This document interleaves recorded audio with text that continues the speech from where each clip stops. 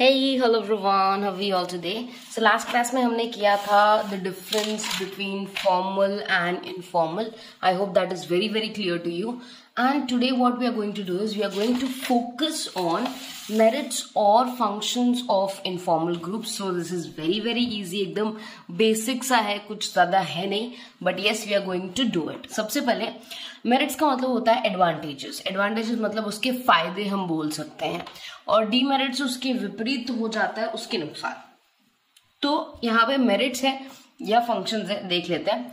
The informal organisation provides a sense of satisfaction to its members which they can not achieve by working in formal organisations. Yes, कई बार gossip करना या internal information निकालना या अपने boss को कुछ ना बता पाना, तो आप कलीग से बात करते हो, इनफॉर्मली ग्रुप्स में बात करते हो, so that you get a sense of feeling that yes I have you can say information, या कोई मेरी भी केयर करता है इस ऑर्गेनाइजेशन में, मैं भी एक ग्रुप मेंबर हूं.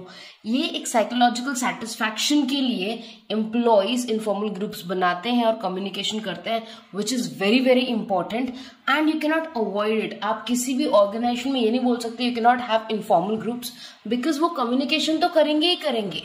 आप बातों में उनको रिस्ट्रिक्ट नहीं कर सकते, एक्शंस में उनको रिस्ट्रिक्ट नहीं कर सकते, कम्युनिकेशन में उनको रिस्ट्रिक्ट नहीं कर सकते. So it is, I could say, almost next to impossible to not have an informal organization or informal group in an organization. It is next to impossible.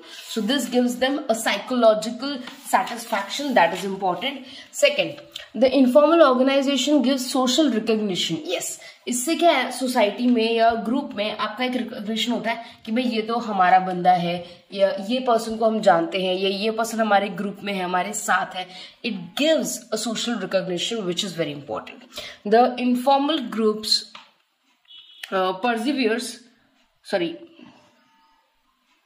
perceives, supports the culture values within the groups and maintains unity and coordination.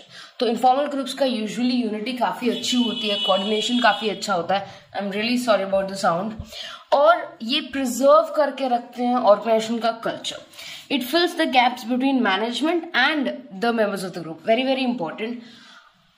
कभी कभार ऐसा होता है कि आप formally complain नहीं कर सकते, कोई चीज नहीं बोल सकते, तो इनफॉर्मल ग्रुप्स ऐसी चीज होती है. इनफॉर्मल ग्रुप्स में कुछ ऐसे लोग होते हैं जो हायर लेवल पे इंक्लूडेड होते हैं, ठीक है, क्योंकि यहाँ पे कोई हायरार्की नहीं है, कोई ऐसा नहीं है कि भाई ये बंदा ही रहेगा ऑर्गेनाइजेशन में, ऑर्गेनाइजेशन ग्रुप में, like the informal group.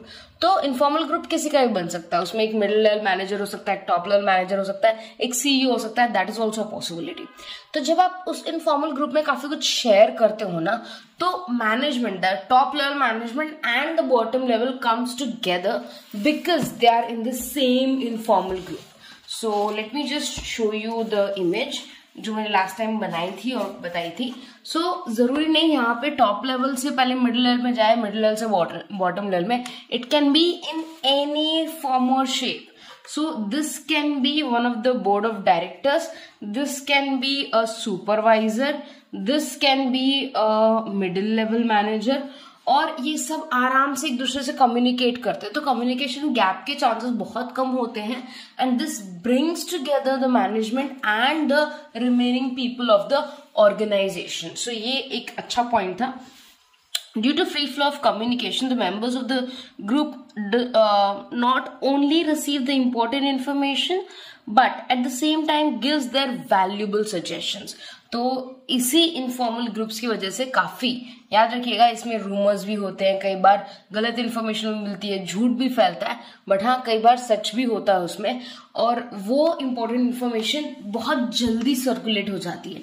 Formal में जो कम्युनिकेशन होता है, जो सर्कुलर्स होते हैं, जो मेमोज होते हैं, वो टॉप लेवल से मिडिल लेवल में और फिर मिडिल लेवल से बॉटम लेवल में, ये पूरा कम्युनिकेशन में टाइम लगता है. स्पेसिफिकली इनफॉर्मल कम्युनिकेशन बता रही हूँ, बट अगर मैं इनफॉर्मल कम्युनिकेशन की बात करूँ तो इतना टाइम नहीं लगता, वो बात आग की तरफ फैल जाती है. सो यस, आप कम्युनिकेशन बहुत फ्री फ्लो रहता है, कोई रिस्ट्रिक्शन नहीं रहता कि आप वर्बल कम्युनिकेशन नहीं कर सकते, नॉन वर्बल कम्युनिकेशन नहीं कर सकते, रिटन कम्युनिकेशन नहीं कर सकते.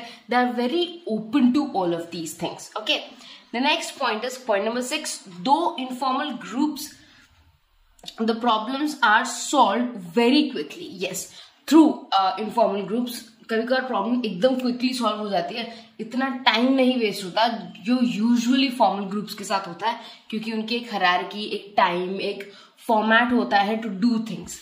The next is though there are no rules and regulations, but through social control the behavior is regulated. You can say informal groups में there is no rules and regulations, that is completely true, but फिर भी सारे group members में एक sense of responsibility होती है, एक sense of commitment होता है कि हमें ये करना है, हमें वो करना है, हमें ग्रुप में जो चीजें अनएक्सेप्टेबल है, हाँ कहीं लिखी हुई नहीं है बट सबको नहीं पसंद तो हम नहीं करेंगे. So even though there are no strict rules and regulations, but they still try to maintain the culture, they try to maintain what was going on in the group. तो ये भी important है. The leader chosen by the group members develops the feeling of group cohesiveness. यार अगर group cohesiveness एक word है, group dynamics एक word है, group एक और वर्ड था मुझे भी याद नहीं आ रहा, but yes these are certain typical words और I could say technical words जो हम आगे करेंगे. डोंट वरी, बहुत इजी है. ग्रुप डायनेमिक्स एक वर्ड है, group cohesiveness, group I think conflict, yes group conflict ये भी एक वर्ड है. We are going to do that in future. But leader जो भी चूज किया जाता है सारे ग्रुप मेंबर्स के द्वारा, वो ये कोशिश करता है कि ग्रुप एकदम आराम से बना रहे, ग्रुप के अंदर सबका यू कैन से कॉन्ट्रीब्यूशन रहे और सब एकदम हंसी खुशी मिलजुल के रहे. That is group coincidence. तो यहाँ पर ग्रुप कोइंसिडेंस को डेवलप करना और मेंटेन रखना बेसिकली लीडर का काम होता है, लीडर ही ये काम करता है. Last point, they make their members work in such a way that they blend themselves and achieve efficiency. तो कई बार मेंबर्स इतने अच्छे से एक दूसरे के साथ ब्लेंड हो जाते हैं, specifically in informal groups, that they are able to work very nicely, very easily without any effort. But for all these above reasons, informal groups are considered important, but because of certain characteristics, these groups sometimes blocks the working of the organization and creates hurdles. तो कई बार informal group के जैसे बहुत problems आती है, that is also true. अब कौन सी problems आती है ये फटाफट देख लेते हैं कि व्हाट आर द ड्रॉबैक्स और डिसएडवांटेजेस और डीमेरिट्स ऑफ इनफॉर्मल ग्रुप्स. तो सबसे पहले the norms which are set by the informal groups restrict the output. Yes, कई बार गॉसिप करना, बातें करना, कम्युनिकेशन करना, इन सब की वजह से जो आपका प्रोडक्टिव टाइम होता है जो एम्प्लॉय देना चाहेगा इन द ऑर्गेनाइजेशन, वो सफर होता है. इससे बहुत टाइम वेस्टेज होता है, प्रोडक्टिविटी नहीं आ पाती, एम्प्लॉयज उतना काम नहीं कर पाते जितना उनसे एक्सपेक्ट किया जा रहा है. Sometimes it creates the sense of dissatisfaction among its members by rejecting or insulting them when they sometimes go against the group norms. तो अगर आप इनफॉर्मल ग्रुप के एक पार्ट है, एक हिस्सा है, और अगर आप किसी चीज से सहमत नहीं है तो कई बार ये चीज बहुत ज्यादा नेगेटिव में चली जाती है. ग्रुप के काफी मेंबर्स आपको यू कैन से नेगेटिव बोलते हैं, आपके बारे में कंप्लेंट्स चली जाती हैं, only because you don't connect with them और you don't agree with them. तो ये भी एक प्रॉब्लम है. Sometimes the informal group enforces very strict rules and regulations जो सोशली थ्रेट होता है, सोशल हार्म करता है कि भाई आप ये डिपार्टमेंट को सपोर्ट मत करना, आप इन डिपार्टमेंट को हेल्प मत करना. ये ऑर्गेनाइजेशन के लिए बहुत खतरनाक है.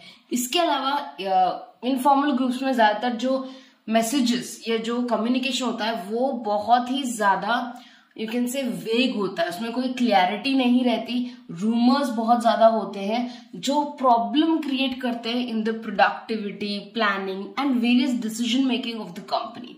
So this was all about informal informal groups. तो हमने पहले ये देखा कि इनफॉर्मल ग्रुप्स होते क्या है, उसके एडवांटेजेस क्या है, as well as the disadvantages. So this concludes our today's video. In the next video, we are going to talk about the technical terms. मैंने आपको बताया था ना कुछ technical terms होते हैं, जैसे group cohesiveness हो गया, group conflict हो गया, group dynamics हो गया, तो वो हम next time पे करेंगे. और make sure you like this video and subscribe to my channel for more of this. और हाँ, इसके अगर आप ये वीडियो देख रहे हैं तो ऊपर आई सेक्शन जो आएगा ना, आई सेक्शन पे आप क्लिक करेंगे तो आपको इसकी पूरी प्लेलिस्ट मिल जाएगी, मतलब इससे पहले जो वीडियोस मैंने अपलोड किए होंगे और इसके बाद जो वीडियोस मैं अपलोड करने वाली हूँ। Fine, so have a great day ahead, take good care of yourself, study hard everyone, bye.